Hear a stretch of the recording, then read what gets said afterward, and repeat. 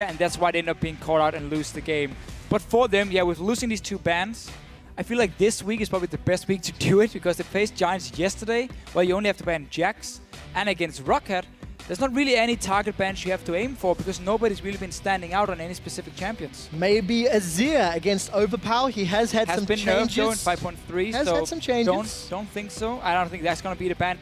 You can fear, of course, that Lissandra has been a fantastic first pick here in Europe. Kassadin already banned by ROCCAT on their side, so again, I'm not really sure what Elements is gonna have to ban here.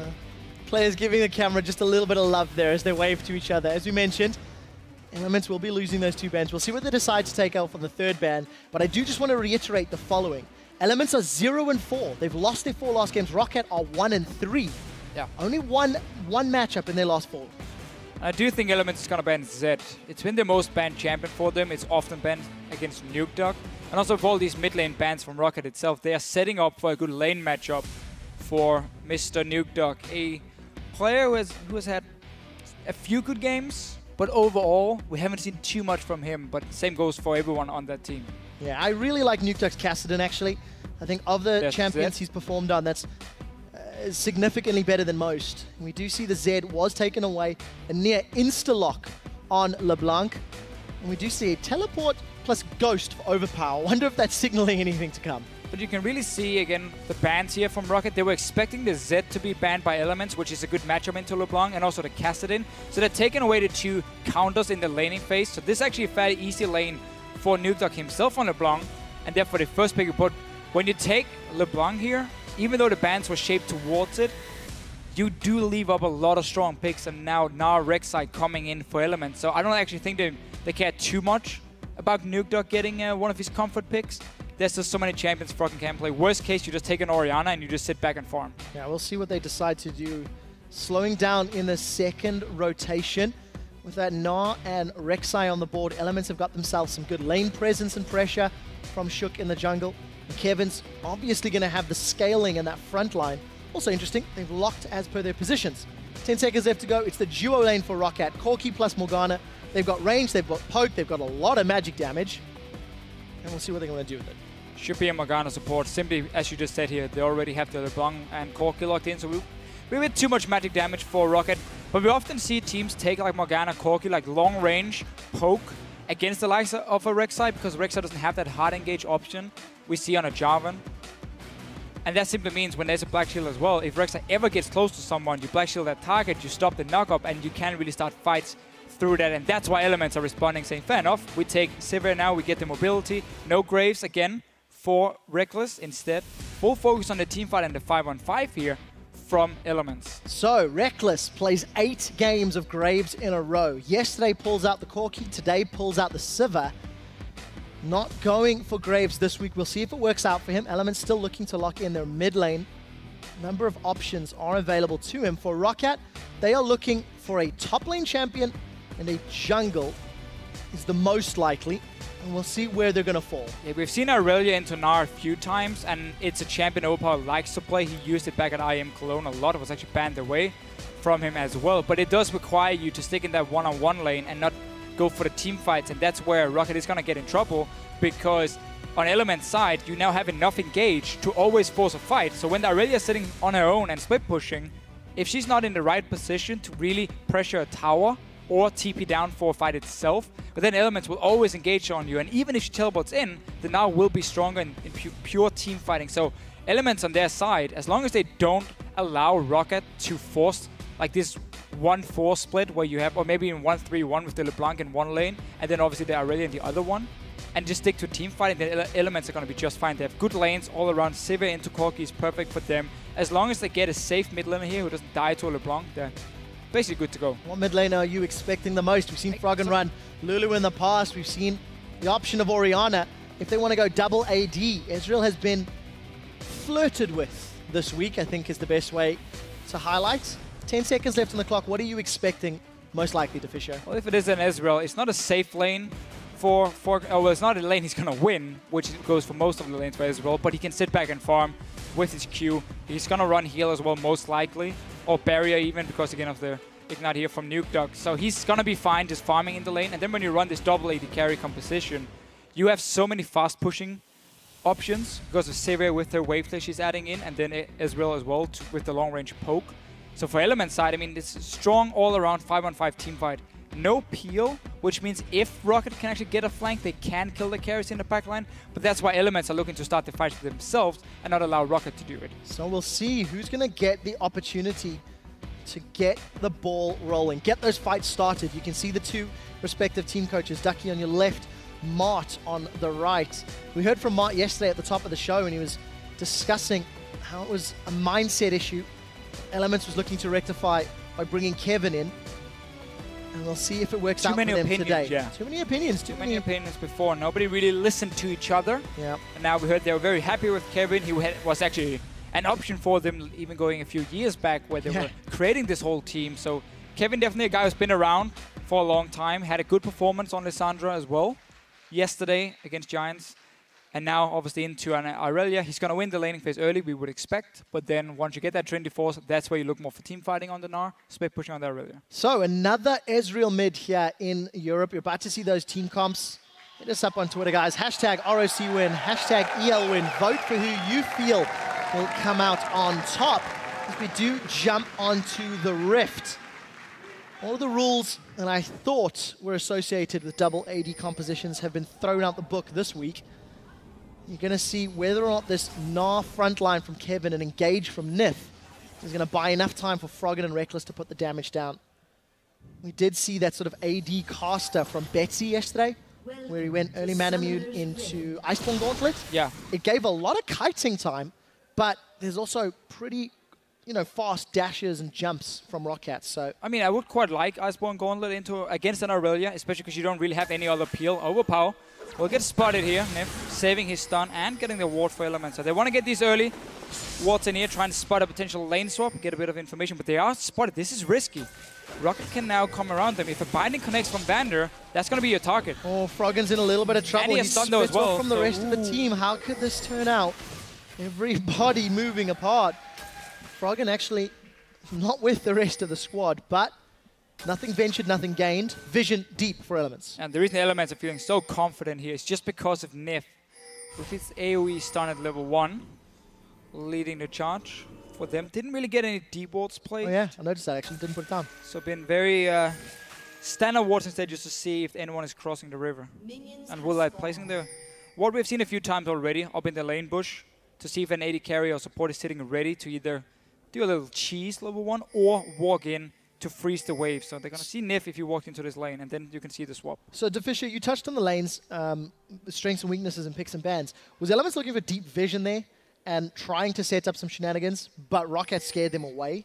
What would have been the game plan for Elements if they were not surrounded by ROCCAT members? The thing is, Elements have good lanes, but against an Irelia, you normally want a lane swap on her to try and shut it down and delay her Trinity Force, which is so important for her to reach that power spike. But you can also say it's not even bad for Elements to get standard lanes. Any Sivir is good into the likes of a Corki. And Gnar, if Kevin can not die to these crooks, is going to win against Irelia early on as well. Keep an eye on that one. I think he should be fine, but that was very, very close. Going to delay him quite a lot here, though. Kevin finally going to clear that wave out, and then most likely teleport down to face off against Overpow. We'll see how quickly he can get into lane. Started with that Doran shield, defensive start against the Flask of Overpow, so sustain in that lane. And I definitely want to see how Froggen does against this LeBlanc. Yeah, remember, Rekkles also came late to the lane because he was helping Kevin, expecting the lane swap. You saw Nyph walk in for a freeze, he took a hit for it, and again, Rekkles being late to the lane, so he's actually falling behind in XP early on and has to wait now for the wave to turn. Elements playing it very, very close in these camps. Fast and loose, but it hasn't cost them yet. A little bit of time against Kevin, and a CS difference, but the wave is pushing towards him. But did see Kevin get a pink ward on his first back, so I'm really expecting to see Shook camp this bottom lane. Shut down this Irelia in the one-on-one. And as long as Kevin doesn't fall further behind from now, then he's more than fine. Level 3, remember he got the crooks for instant level 2 on his side, and it's not going to be a problem. So place this pink ward here, allow Rek'Sai now to tunnel over the wall and go for some ganks on Overpow if he ever plays too aggressive. Good stun from Kevin. Get some damage in Overpow, but it is returned by his opposite number. Small level advantage for Kevin, as you've already highlighted.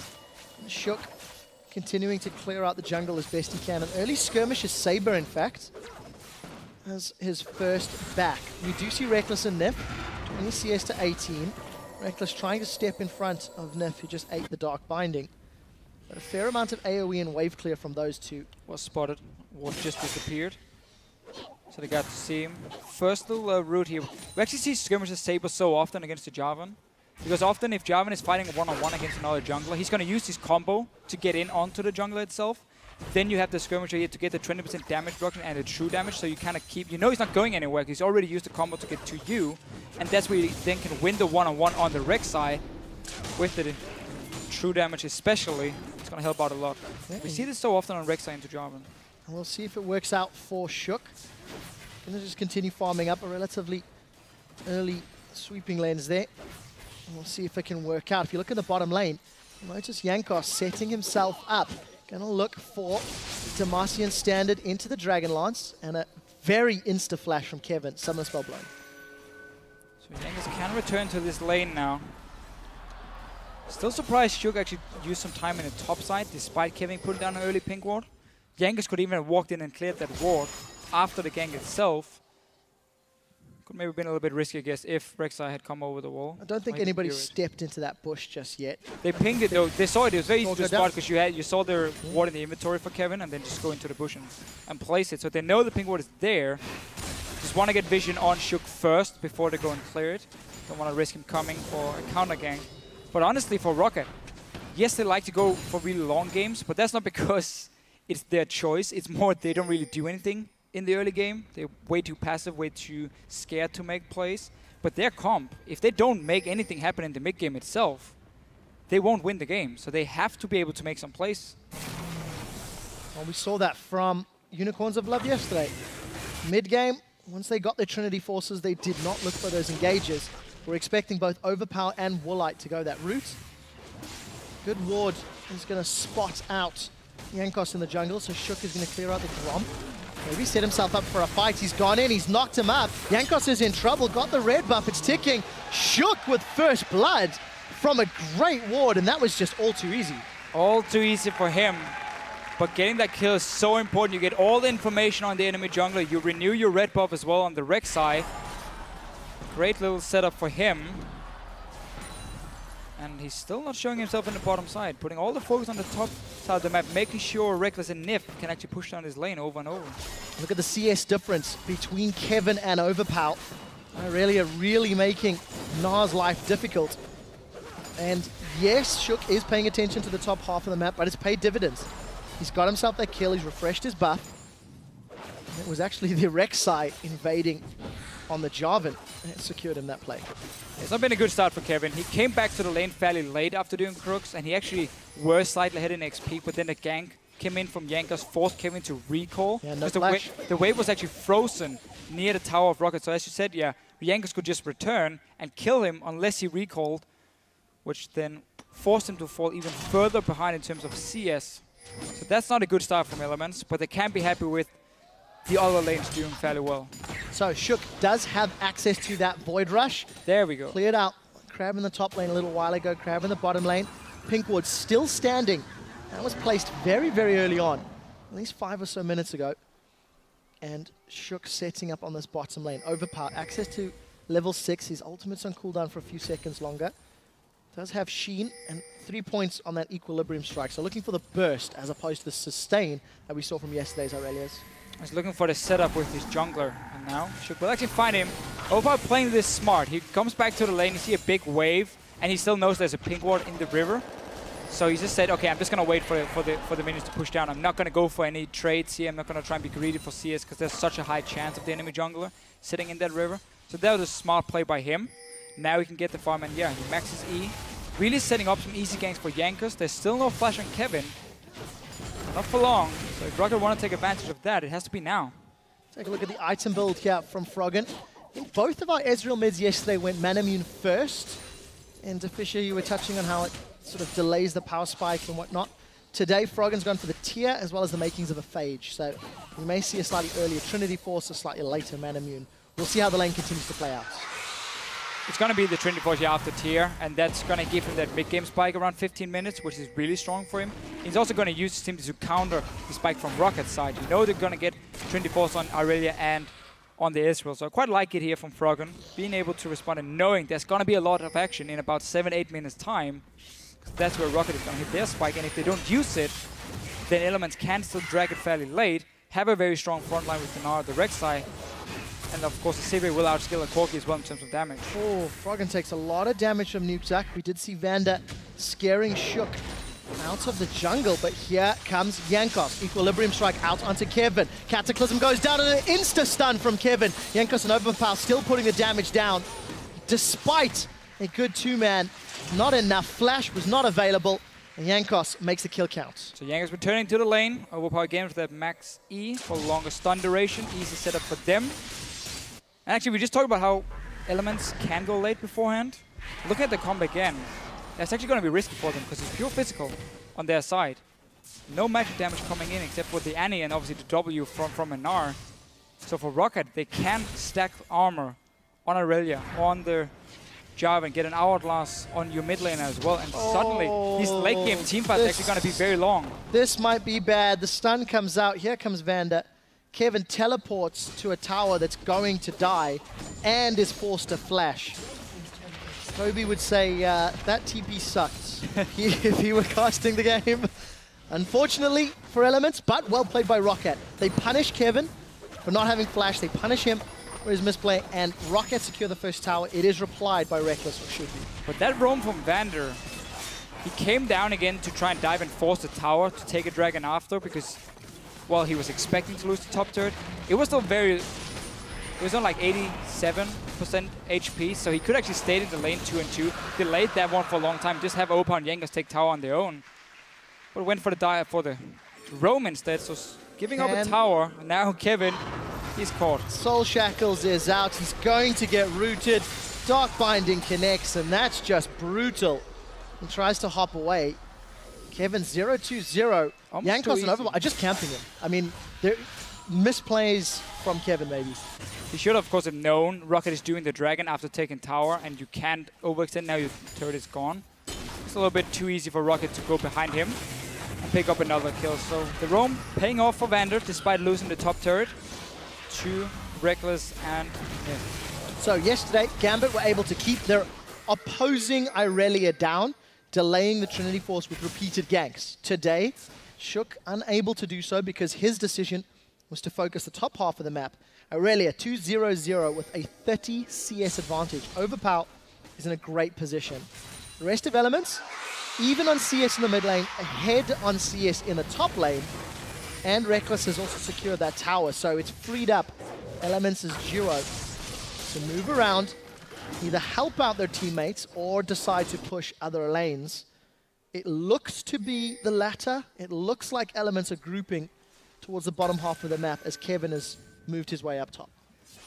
This should result in another tower for Elements, pushing this one in, because ROCCAT is actually keeping their dual lane on the top side, and a Sivir can push a lot harder than the likes of a Corki when it comes to every single wave. You even see Shook joining in, so they know, okay, we actually have an opening here on this turret. He's going to find Jankos, however. Oh, they want Overpow. Realizing Jankos is here to back away. But this one, the tower. ROCCAT right now is giving up 2 turrets to Rekkles. They have to respond with one in the top lane on their own.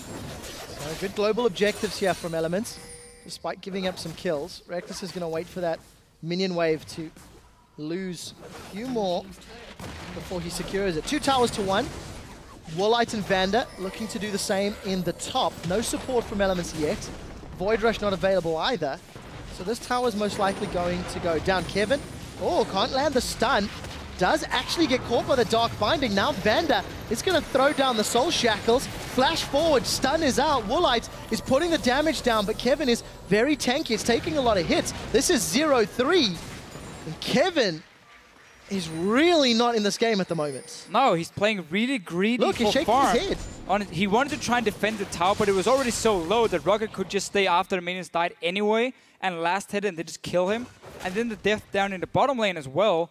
After the dragon had been taken, he stayed out, ignored the fact his turret was gone, and he was all on his own. So just 2 very sloppy kills, sloppy deaths, sorry, for Kevin. So let's take stock of the situation. 2 towers to 2. ROCCAT are securing kill after kill against Kevin. Trinity Force already picked up for Overpow. Trinity Force completed for Woolite. So we're expecting them to make a play. I do want to touch that Rekkles working his way towards his first item spike, but it's Rekkles and Nyph that have taken the 2 towers on Element's side. Yeah, so what ROCCAT actually decided to do in the early game was say, we don't care about you taking a tower as well. We are fine trading because we want to hit our power spikes. He managed to get the stun on Nukeduck though. That was actually great. Nyph does get away with his life, but forced to flash. And the problem for him now, when he's forced back to base, ROCCAT already have the Trinity Force, so they're going to group in mid lane now with at least 4 guys while you keep their Irelia to split push. That's why they were happy trading towers, just to get to this spike earlier. As we just said beforehand, Sivir is not there yet on her side. So for now, ROCCAT will be very strong. No Trinity Force Froggen. That's the correct push they're making here. Try and land a bit of poke, get just a little bit of damage on this turret every time, and make sure the top lane now is not going to push too far down. Meet it beforehand, start slow pushing it back, and just have this Irelia on her own. If Kevin goes down to try and one-on-one her, he's going to die. So you have this 1-4 setup with 1 lane slow pushing, and that's how they can keep pushing in on this mid turret. And after some time, should be able to take it down. We'll see if they can actually make that play work. It's a lot of wave clear though from Elements. For the time being, that True Shot Barrage, the Ricochet, the Boomerang Blade, it's all doing work. Actually, 2 boomerangs on the side of Elements, Gnar and Sivir. We'll see if that can help them maintain control of the tower. Kevin finally getting his hands on some juicy CS. He's 40 down, left alone in that top lane. But notice, with the 2 Trinity Forces, how aggressive ROCCAT are positioning on the map. And you even see Overpow here. He's actually not going to the top lane to take the farm. He wants to join for the fight and save the teleport for the dragon in about a minute's time. So he's running from the base. 5 guys grouped up here, getting a bit of wards down in the jungle off Elements to try and catch them up. But there's still a big wave pushing down this top lane. So let's see how it works out. Who's going to get advantage? Nukeduck, as well as Woolite, putting an auto attack after auto attack on this mid tower. It's down to a couple hundred hit points before the minions dry up. Elements, Shook is using that passive from the burrow to really spot all of ROCCAT's movements. Elements defend their tower. They managed to shove back ROCCAT from their jungle, but look at the wards. ROCCAT got some deep ones placed as Dragon is about to spawn. Yeah, and the problem for Elements, they might have defended the tower for now, but it still took about 60% damage. So it's going to be easy for ROCCAT after taking a Dragon to go back to a 1-4 and just keep pushing it and get a few hits. You have your Sheen proc from the Corki every time. That tower will go down, and Elements won't be able to respond the same way and take down the mid turret from ROCCAT. At least not for now. They're setting up for Dragon instead. That was poorly timed recall by Jankos, because he's not going to be there now. So the Elements actually got control of the Dragon area. Just will lose turret, which, as we talked about, has already gone so low from beforehand. Just a matter of time before it will go down. So ROCCAT making some better plays in the early game. We're 16 minutes on the clock. They've already got 3 kills, got themselves towers. They're getting some position on the Dragon. And this is an early game. This is an early game that ROCCAT can be happier with. Vote is still in favor of Elements. Oh, is this going to steal? 2,000 hit points. It looks like ROCCAT are waiting. Oh. Yeah, they delayed it. You could see so clearly. But the one thing that's great is just for a team like ROCCAT, who have been struggling, 1-3 in the last 4 games, have shown that their early game and their laning phase is a weakness in their match. They've shown a good game plan, a good strat. They've got Irelia, her Trinity Force early, and ROCCAT are pushing around the map. Just using their spike correctly. And Elements realizing they couldn't fight for Dragon either. Had no good position on it. Already lost the mid turret. So Rek'Sai is showing himself in the top lane. ROCCAT now knows that's going to be pushed down because they saw Nyph as well. Should be able to react in time. The problem is still this Irelia sitting in the bottom lane on her own. Nobody can go down and stop her. She has teleport as well. And she's so far ahead of Kevin, who's died so many times. Vander with the black shield. Needs to get proc, and then you can stun him. Nope. Oh, Tempest comes out. Does not manage to stun Vander. So with that big AoE stun down, Vander, he flashes for the deaths. Does manage to connect with the Dark Binding. Now Nukeduck looking for a target. He uses the double leap. Does get in. Kevin forced to hop away. ROCCAT are on the chase. Shook has the Ignite burning. He's forced to burrow under the turret. Teleport from Overpow to mid lane while all of this is going on. 3 members of Elements still in retreat. I can't talk today. As Nukeduck nukes Kevin down. Gets himself on the board. 5 for 1. They punish Elements' aggressive play. Yeah, it really seems like Elements not too sure what they want to do. Didn't feel like they could push the mid lane, so they went 4 guys to the top lane instead. Showed at least 3 of them, so ROCCAT knew what was going on. rotated around to defend the turret, and then once they went for Vander with the tippers, Nyph just tried to connect the tippers when Black Shield would have disappeared or died, and it just stayed alive, meaning Vander could turn it around with the binding, and then ROCCAT chasing it up, and Overpow, of course, using teleport to defend the mid turret. So good response from them. Elements just trying to make some plays to get back here. Nyph. Oh, Nyph is caught out once more. He does flash this time round. Woolite jumps in, but it's Overpow that secures the kill. It's Woolite that's in trouble. He does manage to put enough distance thanks to that Valkyrie and flash. But another quick kill for ROCCAT. Just pulling the trigger and melting Nyph's HP bar. And just making a good play after getting the 2 kills. Completely taking over Element's topside jungle. Wow, he actually dodged it. Not bad, Woolite. Not bad. Going to be able to use that bobsled to slide away. Woolite 1-0-2. Sork shoes completed as well as that Triforce. ROCCAT are showing that they can play the map, they can push the map. And they're playing aggressive. I mean, Elements don't really have a reply. The few moves that Elements have made, they've been punished for. It's what we said. ROCCAT with this comp have to make plays in the mid game, and they have done it. So full credit to them. Got the 3 out of turrets, picked the fight, or at least punish Elements for trying to make some plays. Only problem now is you don't have a teleport.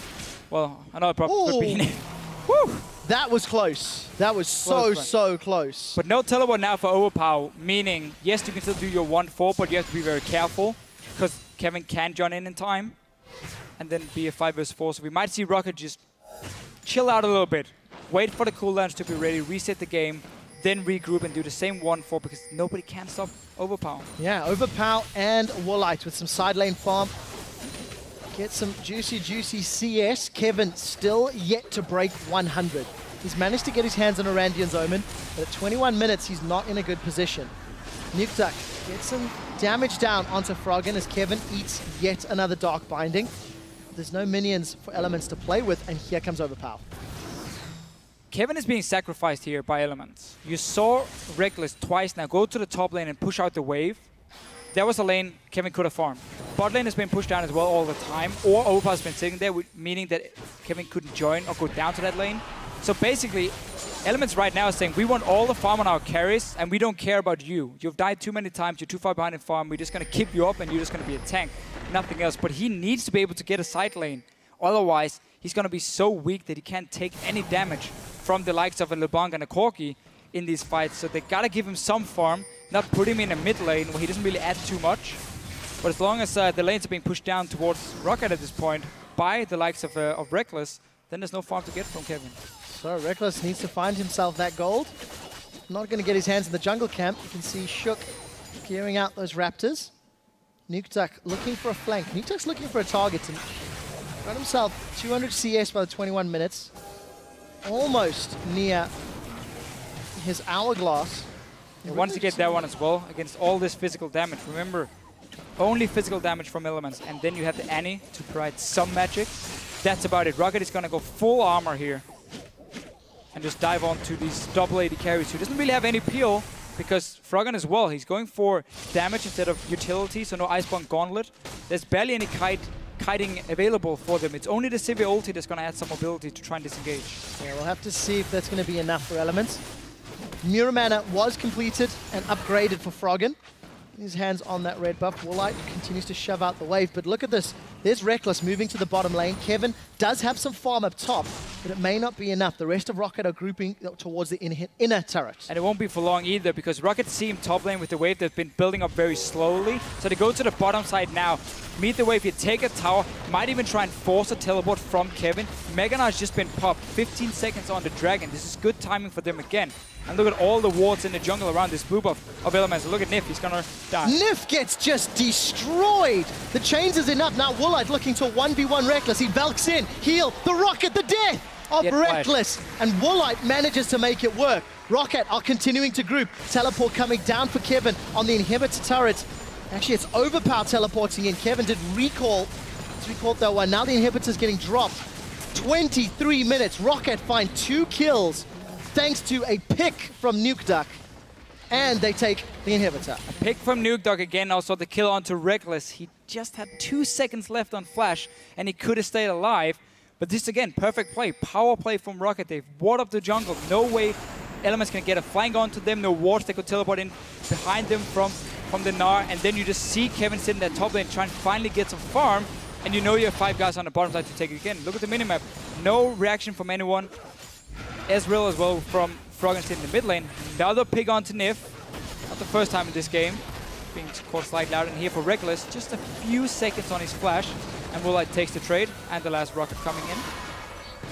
Boom. I think there was 2 crits back to back as well. Woolite, Trinity Force paying off. Manages to take them down. We do see again, Nukeduck looking for more. Death cap actually completed, thanks to all of the gold that he picked up. Well, we'll see if Nukeduck gets taken out. Does get caught by the stun. Shook gets caught by a Dark Binding. Black Shield is on, but it might not be enough. Boomerang slow. It's not going to be able to hold Nukeduck down. Elements invest a fair amount, and Nukeduck gets out clean. Vander with a good Dark Binding. Good reaction time from Nukeduck as well. Flashing the Tibbers. Actually waiting for death cap because he's so far ahead. He's just looking to assassinate people. That Outlaws can come in later for him. These 2 tanks is going to do enough. Probably going to be a Void Staff next. Considering how the game is going, ROCCAT doesn't need to buy defensive on Nukeduck yet. Very true. He's so mobile anyway. There's not really any lockdown outside of Nyph to maybe try and get him. And if you miss the Tibbers like we saw before here, when Nukeduck flashed it away, suddenly the LeBlanc can do whatever she wants. And I also don't see an AD carry getting the time that they need to kill a LeBlanc that's got this much AP already. So Nukeduck is in a great position.